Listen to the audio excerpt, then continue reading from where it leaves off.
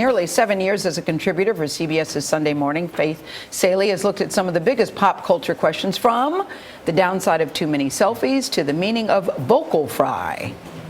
My name is Faith, and I am not a pet person. America's young women are running out of oxygen. What else could explain why so many of them sound like this? You know what's made the Mona Lisa so compelling through the centuries? She has an air of something called mystery. We don't know quite why she's smiling, but we know why you're smiling. You're smiling because you're about to post photographic evidence that you're at the Louvre, y'all. A woman has appeared just once on a paper bill. Isn't it time for some lady dollars? Call it a quirk, a trend, or an epidemic. Vocal fry is everywhere. I'm Faith Salie, and I approve this message. That vocal fry. She's at the top of her game on TV. She also has a new book. It's called Approval Junkie, Adventures in Caring Too Much. Faith Salie reveals that developing confidence without seeking validation from others was an uphill battle for her. Hello to you, Faith Salie. Hello. Hi. Do I look okay? I know.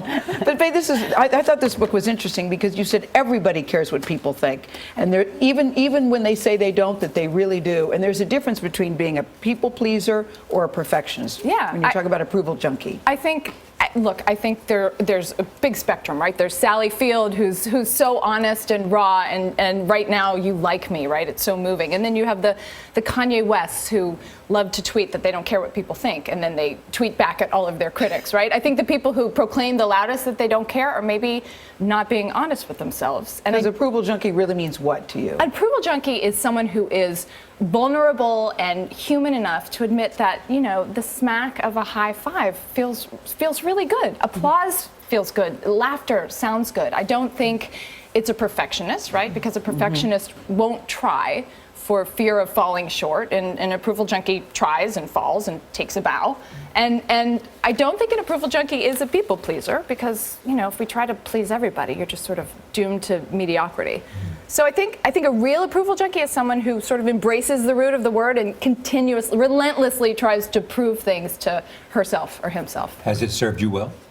It has in the long run, Charlie. I think that, you know, this book is about my relationship with approval, which has evolved. And I think that I had to learn to seek approval for the right things, for the most fulfilling things from the right people, and the right person is ultimately myself. But, you know, along the way, I would hope lots of kids want to make straight A's or listen to their parents or eat their vegetables or write thank you notes. But, you know, when you're wantonly trying to find approval from people who are never going to give it to you, and I've had that experience. I think a lot of people have. You say approval, Faith, from the wrong person. You tell a great story, being on your hands and knees with your butt in the air, trying to get approval from your husband. My husband. I love that My phrase. ex-husband. Whoa, what is that about? Her ex-husband. Yeah, it's her ex-husband. I'm thinking, I was when that. Oh, that was a moment of prayer.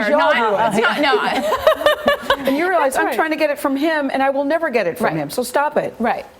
Seeking it from people who are never going to give it to you is a waste of time. And if you can sort of harness, I think it's such a human need. If you can be honest about it and harness the energy we have to have validation, you can really surprise yourself and stretch yourself. You write a letter to your daughter. One of the essays is about a letter to your daughter about the pitfalls of being an approval junkie.